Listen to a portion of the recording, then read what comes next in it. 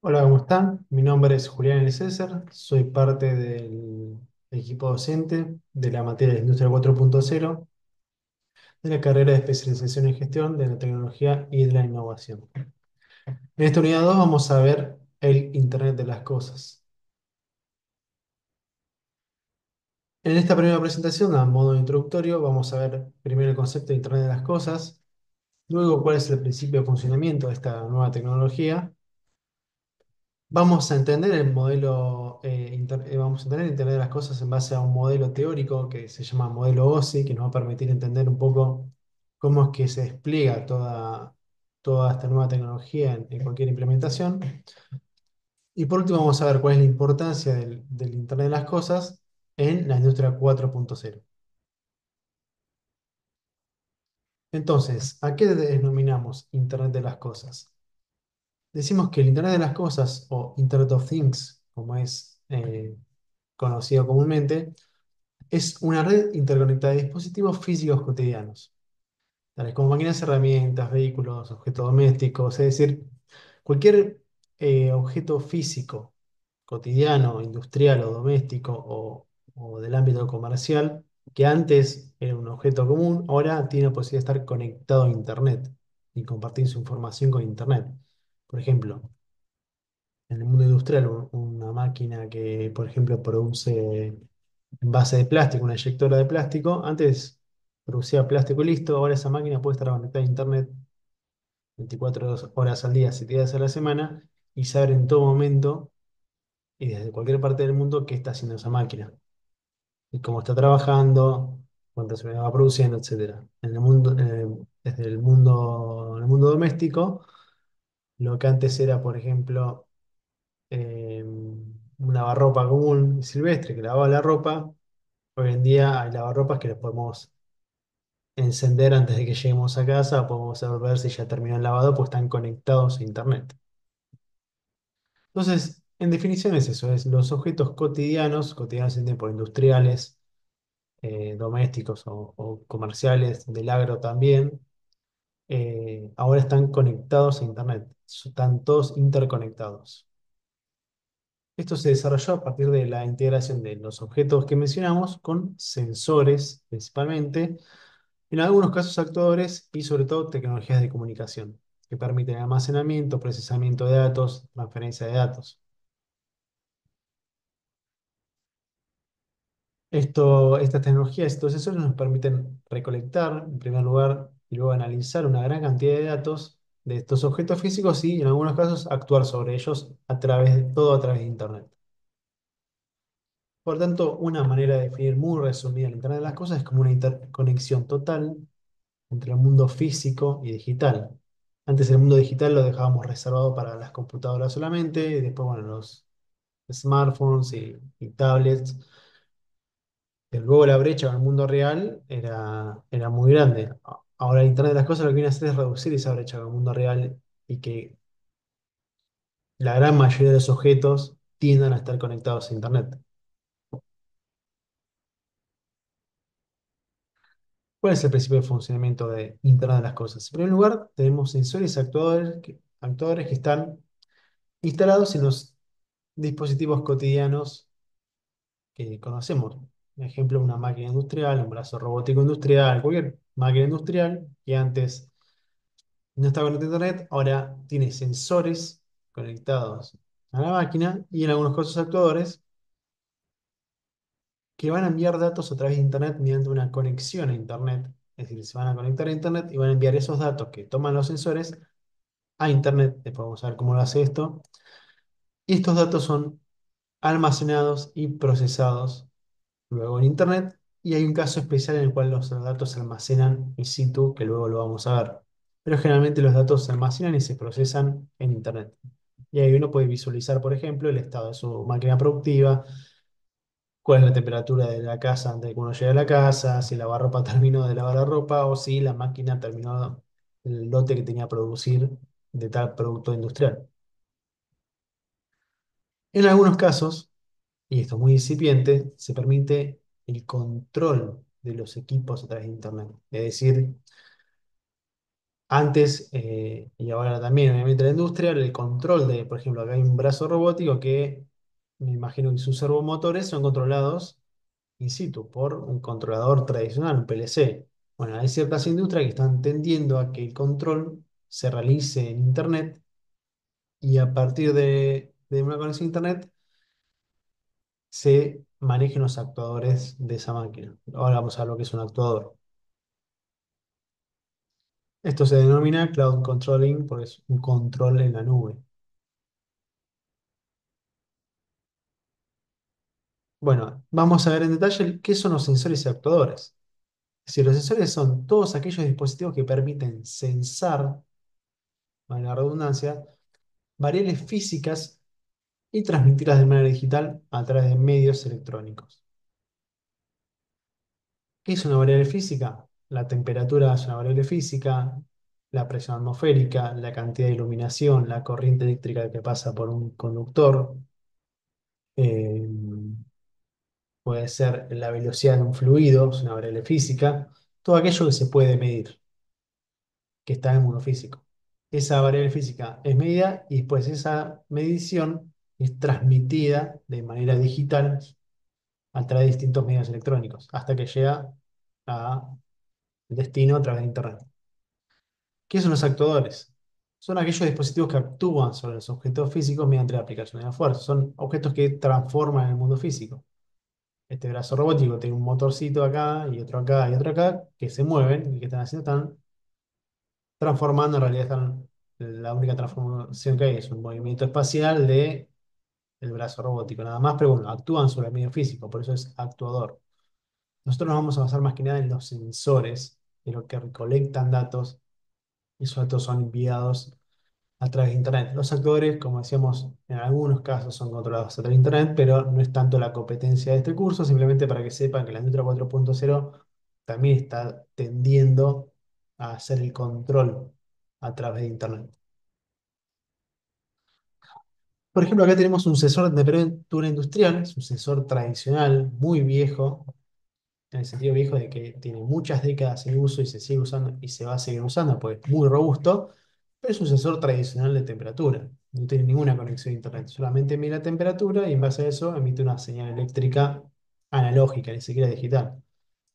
Luego tenemos un sensor de temperatura y medio ambiente, un termohigrómetro residencial, un poco más moderno, pero menos robusto que el sensor de temperatura, y ya vemos que por lo menos tiene una pantalla digital y seguramente tenga una conexión digital con o sin conexión a internet. Y para dar un ejemplo, un actuador que se puede controlar de manera remota, una electroválvula industrial, en este caso de gas, que tiene, bueno, acá este es el actuador de la válvula que abre y cierra la válvula y se alimentaba por un cable que tiene el control luego de algún controlador in situ o, en algunos casos, un control a través de internet. Un ejemplo rápido de cómo sería un control a través de internet. Imaginemos que tenemos un horno industrial que está haciendo, no sé, bizcochuelos, por ejemplo. Y esta es el sensor de temperatura, que es la temperatura del horno, a medida que van pasando los bizcochuelos, bueno, va midiendo la temperatura. Esto normalmente, ¿qué hace? Envía los datos a un controlador industrial se denomina PLC, y el controlador lo que hace es controlar la válvula para pasar más o menos gas a los quemadores y que la temperatura se mantenga constante. ¿Qué sería el cloud controlling? O sea, ¿qué es lo que está planteando la industria 4.0? Que los datos de esta temperatura vayan a Internet, el control se haga en Internet y recién ahí baje la señal de la electroválvula. Todo esto requiere una infraestructura muy robusta y segura porque ya se está actuando directamente sobre la planta. En cuanto a la conexión a Internet, decimos que los datos recibidos de manera digital, esto es muy importante, son datos digitales, no analógicos, desde los transmisores de los sensores, es decir, un sensor requiere un transmisor para que esos datos analógicos generalmente sean transformados en digitales y puedan enviarse a Internet, se envían para luego su procesamiento en Internet, que es lo más común de Internet de las cosas, juntamente por lo que la tecnología es nombrada Internet de las Cosas. Esto se logra mediante distintos protocolos de comunicación que luego los vamos a estudiar, que varían según la tecnología que se quiera emplear en la implementación y qué necesidades tengamos.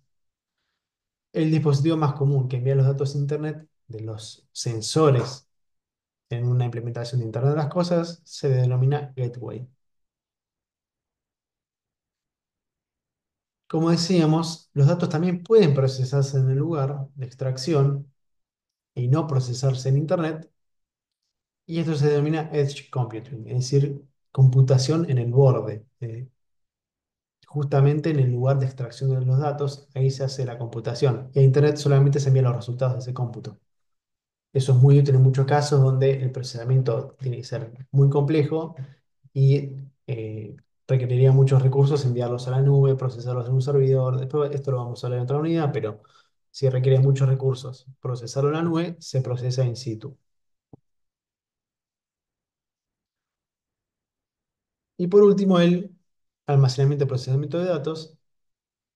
Es decir, una vez que los datos son recibidos en un servidor que está conectado a Internet, nosotros decimos la nube, pero no es una nube, es un servidor que está en algún lugar de la Tierra que recibe toda esta información, por ahora de la Tierra, del futuro no sabemos, tienen que ser almacenados para su resguardo y luego usarse posteriormente o en el momento, ya sea para visualizar datos, para hacer un control sobre la planta, para tener un registro histórico. Después vamos a ver varios ejemplos.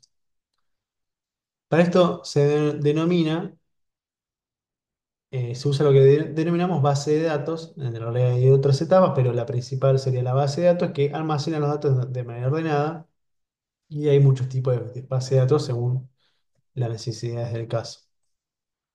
Los datos almacenados son procesados posteriormente y luego se convierten en información necesaria para el usuario. Vamos a nuestro horno de la planta de panificados, de bizcochuelos, por ejemplo. Bueno, queremos hacer la producción de todo en un año de planta, qué turno produjo más, qué producto se produjo más, cuántas veces paró la máquina, cuántos kilos de harina se gastaron, lo que sea. Bueno, Internet de las cosas nos permite recolectar toda esa información, enviarla a la nube y luego de cualquier lugar donde esté el dueño de la planta, o gerente o quien sea, poder ver la información en tiempo real de cómo va la producción, cómo fue el año pasado, qué se proyecta para el futuro, cómo están los equipos, etcétera. Toda información valiosa que ayuda y mejora la gestión de la planta. Ese es uno de los objetivos principales, mejorar la gestión de la planta. Es en esta parte donde actúan sobre estos datos nuevas tecnologías como el Big Data, el Machine Learning o inteligencia artificial, que también lo vamos a ver en otras unidades. Ahora vamos a entender el Internet de las Cosas, o el IoT, desde una perspectiva teórica, conceptual, que es el modelo OSI. El modelo OSI es un modelo desarrollado por la institución ISO y se refiere a un conjunto de capas, teóricas las capas, que tienen que atravesar la información para poder conectarse con otros sistemas. OSI es la sigla Open System Interconnection, y en este caso vamos a ver un modelo de 5 capas reducido. El modelo OSI completo tiene 7 capas. Hay dos capas que vamos a prescindir, que son la capa de sesión y presentación, que no tiene mucho sentido verlas en esta materia. Pero básicamente es un modelo que nos explica cómo funciona Internet. Y al tratarse de Internet de las cosas, tenemos que entender cómo funciona Internet y luego en qué capa del modelo OSI trabaja cada dispositivo o cada protocolo eh, de Internet de las cosas. Las 5 capas que vamos a estudiar del modelo OSI son estas 5, donde la capa de aplicación es la que está, la que es superior. Y la capa de aplicación, ahora vamos a ver, es básicamente la que el usuario puede manejar, es la que puede ingresarle los datos o recibir los datos que vengan de Internet, puede decir cómo se van a comunicar a través de la red, es decir, donde el usuario tiene acción sobre el dispositivo o la tecnología que se está implementando con conexión a Internet. Luego viene la capa de transporte, de red, de vínculo de datos y por último la capa física. Vamos a estudiar rápidamente qué significa cada capa. Como decíamos, la capa de aplicación o application layer es la interfaz con el usuario. Es lo que el usuario puede manipular, puede configurar, parametrizar y indicar cómo los datos se van a enviar a través de la red. Lo que el usuario puede ser un programador, puede ser un desarrollador o a veces el usuario final. Ahora, estos datos, por ejemplo, la temperatura del horno, ¿no? Volvemos a la temperatura del horno y nos midió 180 grados Celsius. Bueno, eso no le sirve para, no se puede enviar a Internet esa información. Ahí actúa la capa de transporte y lo que hace esa información es partirla en pequeños paquetes del mismo tamaño, que se llaman datagramas, donde cada paquete, bueno, contiene parte de esa información, de esa temperatura, e información también adicional que lo que van a hacer es definir cómo va a ser esa comunicación de extremo a extremo. En este caso, el más conocido, el protocolo más conocido que recuerda en esta capa es el protocolo TCP, em, que lo que hace es establecer una conexión confiable entre dos puntos y se asegura que cada paquete llega a destino. Un paquete perdido es información perdida en la red. Por ejemplo, el horno está en la ciudad de Marcos Paz y el servidor de la nube está en San Pablo, en Brasil. Bueno, los datos que van a viajar a través de Internet no se tienen que perder. El protocolo TCP lo que hace es asegurarse que todos los paquetes lleguen. Luego viene la capa de red, Network Layer, que lo que hace es decir a dónde tienen que ir esos paquetes. Otorga la famosa dirección IP y le dice la mejor ruta para que un paquete llegue desde Marcos Paz hasta San Pablo, Brasil. Va a decirle, bueno, tenés que ir, pasar por estos lugares hasta llegar a destino. La capa de transporte junto a la capa de TCP, es decir, uno de los protocolos de la capa de transporte, que es el protocolo TCP, junto a uno de los protocolos de la capa de red, que es el Internet Protocol, el protocolo IP, forman el conjunto protocolo TCP/IP, que básicamente es Internet, es cómo funciona Internet. Luego viene la capa de enlace de datos, no vamos a estudiar mucho sobre esta capa, pero básicamente, o link layer, lo que hace es establecer un enlace confiable y duradero entre dos sistemas. Principalmente se fija que no haya colisiones en el medio de comunicación, se fija que el acceso al medio esté controlado y dos paquetes básicamente no choquen y, y no llegue ninguno. Y por último, la capa de más sentido común y que es más fácil de entender esta capa, y uno ya se la puede imaginar, que la capa física o physical layer es cómo se transmiten estos datos, estos bits, es decir, la mínima unidad de dato, que es el bit, cómo se transmite a un medio físico. Es decir, físicamente cómo esa información es transmitida, cómo esos paquetes que marcaban la temperatura del horno son transmitidos a través de la red. Por ejemplo, un cable de red Ethernet que en su núcleo tiene cobre, y bueno, los datos se transmiten a través del cobre. La fibra óptica que tenemos en nuestras casas, bueno, los datos se transmiten a través de la luz, ¿no? A casi la velocidad de la luz se transmiten los datos. El Wi-Fi es una red inalámbrica, se transmiten por propagación de ondas electromagnéticas, bueno, se transmite a través del aire. Entonces, es físicamente cómo se transmite la información. Eh, Incluso hasta hay tecnologías que transmiten la información a través de la red eléctrica de una industria o de un hogar, puede transmitir también información ahí. Es el medio físico, en la mayoría de sus casos un medio eléctrico, eh, puede transmitir la información. Pero en todos los casos es siempre un medio electromagnético. Por ejemplo, ondas de Wi-Fi, la luz que pasa por una fibra óptica, o bueno, la corriente que pasa a través de un cable como Ethernet. Esa es la capa física. Ahora, vamos a a lo más importante. ¿Para qué sirve la industria 4, el IoT, la industria 4.0 hoy en día? Nos separamos en tres grandes bloques, hablando de la industria siempre. En la domótica hay muchas aplicaciones, pero lo que nos interesa es la industria. Y separamos en lo que es supply chain, planta productiva o calidad. En supply chain nos presenta muchas mejoras y tanto relacionadas, que estas son demanda personalizada, seguimiento de envíos, reducción de stocks, reducción de work in process, es decir, de stock en proceso, y planificación y control de la producción detallada. ¿A qué vamos con esto? Por ejemplo, demanda personalizada.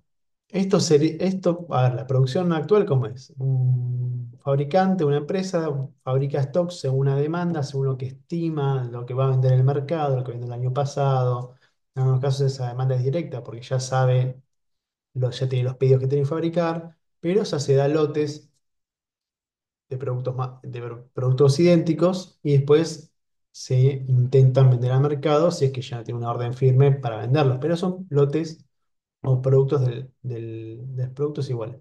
Demanda personalizada es que cada cliente pide un producto a su manera, a su medida y fabricado como ese cliente quiere. Por ejemplo, un auto. Antes Henry Ford hacía todos autos iguales y la gente tenía que comprar un auto negro porque no lo había. Hoy en día, ciertas empresas se puede hasta en la línea de producción determinar que ese usuario quiere un auto de tal color, con tal equipamiento, con tales medidas de seguridad, etcétera, y es hacer un solo auto para esa persona sin afectar la línea de producción. No es que están todos los obreros con un auto, todos los robots con un auto. No, el auto va en la línea, pero se está haciendo de manera personalizada para esa persona. Esto es lo que se logra mediante Internet de las Cosas y una tecnología que se llama manufactura flexible, que luego la vamos a ver, pero con los sensores que hay en planta y con los pedidos que hace la gente a través de Internet, se puede generar una demanda personalizada. Otro ejemplo muy bueno de demanda personalizada es la fabricación de placas de circuito impreso personalizadas. Es decir, un usuario puede mm, subir su diseño de su placa electrónica y lo recibe una compañía que fabrica placas electrónicas y automáticamente ya a través de Internet se proyecta sobre las máquinas a producir y ya la máquina tiene planificada la pieza de ese cliente en particular. Bueno, también el seguimiento de envíos se logra mediante una de las cosas, principalmente con los rastreadores de objetos, es decir, es un objeto, un dispositivo que se, se conecta perdón, se adosa a un pallet a una cabina, a un camión, o puede ser a un recipiente o cualquier cosa, y transmite por internet en todo momento en dónde está, en qué parte del mundo está. Eso también ayuda mucho en la logística. La reducción de stocks también se puede reducir mucho con IoT, porque por ejemplo podemos saber en todo momento cuál es el stock exacto de cada cosa. En todo momento digo, no cada vez que el personal de depósito de planta va y hace un inventario. O que confiamos en que en el sistema, lo que dice el sistema es lo que está real en el depósito. No, hay tecnología que permite en todo momento saber cuál es el stock real de la planta y eso permite aplicar gestiones para reducir el stock. La demanda personalizada, por ejemplo, también ayuda a reducir ese stock, pues solo se produce lo que se demandó. Reducción de trabajo en proceso también, es decir, el work in process, si sabemos en cada momento eh, qué hay de cada materia prima y producto semielaborado, producto terminado, podemos hacer una gestión para bajar esos niveles de stocks y obviamente la planta sea mucho más eficiente. Un ejemplo, hay tecnologías de fabricación de piezas de motores, donde cada piecita del motor tiene una, una etiqueta que podamos saber, que esa etiqueta transmite información de esa pieza en todo momento y por dónde va pasando. Entonces, ya se sabe la pieza, cuánto tiempo pasa en cada estación de trabajo, por dónde pasó, cuándo tiene que llegar. Y eso lo que hace es llevar una mejor gestión del working process o del trabajo en proceso. Y todo esto lo que genera es una planificación más detallada, porque si sabemos dónde está cada parte en toda la planta, si sabemos cuánto tenemos de materia prima, cuánto tenemos de manera exacta en work in process, cuánto tenemos en stock, podemos hacer, por ejemplo, una planificación para cada parte, poder planificar cada parte por donde tiene que pasar en cada momento, eh, de una manera mucho más sencilla, porque tecnología de Internet de las cosas, como por ejemplo las etiquetas RFID, después los vamos a ver en el siguiente capítulo de esta unidad, nos permite obtener información en tiempo real de un producto. Cuanto a la planta productiva, también los beneficios son muy, muy evidentes. Nos permite controlar de manera exhaustiva un equipo productivo. Vamos a ver en todo momento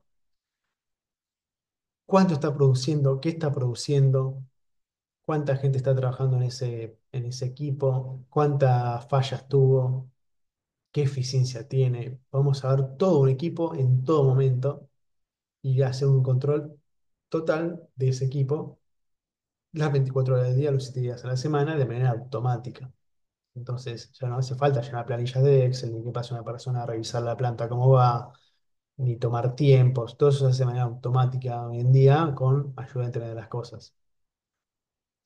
Esto lo que logra es un seguimiento en la eficiencia de equipo, es decir, un equipo que capaz estaba librado a la buena de Dios su eficiencia o se controla de manera manual con planillas, bueno, ahora se puede controlar en tiempo real cuál es la eficiencia de ese equipo de manera automática. Si las personas controlamos la eficiencia de los equipos, las personas tienen intereses, tienen errores, eh, a uno puede no servirle que la máquina no sea eficiente. Bueno, Internet de las cosas lo que hace es que es un dispositivo, no miente, no se equivoca, no duerme nada, lo que hace es medir eficiencia todo el día. Esto trae una mejora brutal en la eficiencia porque básicamente se está controlando la planta todo el día. Y otra mejora que muy importante es la del mantenimiento predictivo. El mantenimiento predictivo lo que hace es básicamente medir ciertas variables físicas de un equipo y predecir cuándo se va a ocurrir una falla. Antes, como se hacía, o ahora se sigue haciendo, es viene un experto en mantenimiento predictivo o la misma planta en el sector de mantenimiento, toma ciertas variables de un equipo que marcan tendencias a la falla, como por ejemplo las vibraciones de un rodamiento, una termografía infrarroja de eh, tablero eléctrico, una pieza mecánica, el análisis de aceites para ver si está perdiendo partículas, fisuras. Bueno, son todos estudios que se hacen de manera periódica. Cuando se detecta una tendencia de esa variable que está cambiando, se puede predecir cuándo va a fallar, entonces, bueno, se cambia la pieza, todo. ¿Qué pasa? Eso es costoso, porque tiene que ir alguien de afuera, poner los sensores, medir, ensayar. Capaz que nos olvidamos, capaz que la planta lo hizo una vez al año, no lo hizo nunca más, y los equipos se rompen. Bueno, Internet de las cosas lo permite monitorear en tiempo real, 24 horas al día, todos los días de la semana, por ejemplo, las vibraciones de un motor o la temperatura de un motor, y cuando esa temperatura o vibraciones se empiezan a ir de tendencia, enviar una alerta a mantenimiento de que el motor se está yendo de tendencia y llegar a la falla antes de que eso ocurra y nos pare la planta productiva, por ejemplo. Esto se obtiene gracias a Internet de las cosas. Y por último, en cuanto a la calidad, tenemos varios beneficios. Uno de los más elementales es, por ejemplo, el monitoreo de condiciones ambientales en industrias que son delicadas en cuanto a su producción, a sus productos. Vamos a un ejemplo de estos tres casos para algo que obviamente necesita mucho control, mucho aseguramiento de la calidad, que son las vacunas. Una vacuna tiene que estar desde que se empieza a producir, desde la materia prima que se genera en algún reactor químico en alguna parte del mundo, hasta que se llena el vial y hasta que se aplica al paciente, tiene que estar controlada la temperatura. Entonces, en la planta productiva, la temperatura y la humedad tienen que estar controladas. Bueno, una cosa es que una persona vaya a una planilla, mire un termómetro en la pared y llene la temperatura. Otra cosa es que un dispositivo esté midiendo cada 5 minutos la temperatura todos los días de la semana y hace un control exhaustivo de esa temperatura. Y obviamente, como decimos, el sensor no miente ni se equivoca. Las personas se pueden equivocar, pueden poner unos datos que capaz no son los reales. El sensor siempre va a decir la verdad. Y controlar 24 horas al día todos los sectores de la planta. Esto es un beneficio para la calidad porque nos aseguramos nunca se fue la temperatura de rango. Sigamos con las vacunas. Bueno, la vacuna ahora tiene que transportarse de su fábrica, por ejemplo, que está en la India, hasta Argentina. Bueno, ¿cómo nos aseguramos que en el medio del viaje no subió la temperatura y la vacuna se disoció y ya no sirve más? Hay métodos analógicos, capaz que testigos que cambian de color cuando la temperatura sube, pero no son, no son muy extensivos ni tampoco son muy robustos. En cambio, un sensor que esté acompañando a la vacuna desde su viaje de un continente al otro y registrando la temperatura en todo momento, y transmitiendo esa temperatura a través de Internet, nos permite saber en tiempo real cuál es el estado de ese cargamento de vacunas, por ejemplo, que haya mantenido siempre la cadena de frío. Y por último, podemos saber la trazabilidad del producto, es decir, por dónde fue pasando ese producto en cada momento y lugar, cuándo pasó por cada lugar, en qué momento, y además qué temperatura tenía, por ejemplo, con un llama Asset Tracker, o sea, un rastreador de activos que nos permite saber dónde está cada producto en cada momento. Y esto lo que hace es lograr un aseguramiento de la calidad muchísimo más confiable. Estas son algunas de las aplicaciones que traen las cosas en Ultra 4.0. La verdad que las aplicaciones son muy extensas y cada vez se extiende más.